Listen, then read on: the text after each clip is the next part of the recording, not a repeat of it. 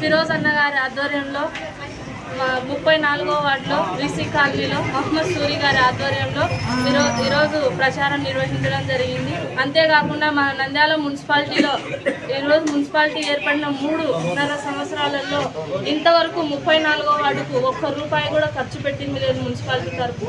Municipality చెత్త పన్ను విధించడమే కాకుండా ఇంటి పన్ను, అదేవిధంగా వివిధ వస్తువుల మీద పన్నులు విధించి వేసి ప్రభుత్వం ఈ కార్యక్రమాన్ని విజయవంతం చేసిన ప్రజలందరికీ, కార్యకర్తలందరికీ ధన్యవాదాలు తెలియజేస్తున్నాను.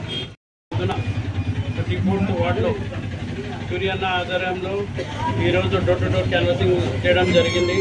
అట్లనే ఈ ప్రోగ్రాంకి వచ్చేసిన మా ప్రసాద్ అన్నకి, జనసేన వాళ్ళకి, మన జైనబి అక్కకి, మన దత్తగిరి అన్నకి అందరికీ పేరు పేరున నమస్కారం తెలియజేసుకుంటూ ఈరోజు ప్రజలు వాళ్ళే ముందుకు వస్తున్నారు. మేము డోర్ టు డోర్ వెళ్తే వాళ్ళే చెప్తున్నారు మీ అవసరం లేదన్నా, ఖచ్చితంగా ఈసారి వచ్చేదే తెలుగుదేశము.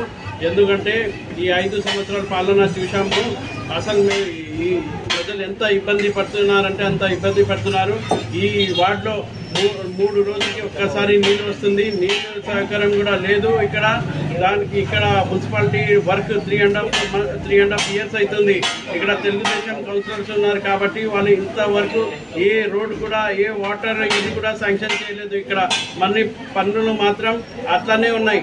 దానికోసం ప్రజలు కూడా అందరూ గమనిస్తున్నారు. ఖచ్చితంగా తెలుగుదేశం గవర్నమెంట్ వస్తే పన్నులన్నీ మేము తీపిస్తాము.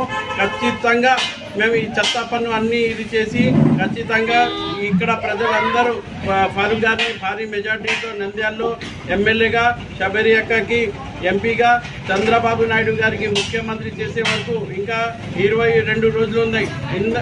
దానికోసం తెలుగుదేశం కార్యకర్తలు అందరూ పగలు కనుక రాత్రి కనుక అందరూ కష్టపడి పనిచేసి నంద్యాలలో భారీ మెజార్టీతో గెలిపించాలని కోరుకుంటూ సెలవు తీసుకుంటున్నాను. జై హింద్, జై హింద్.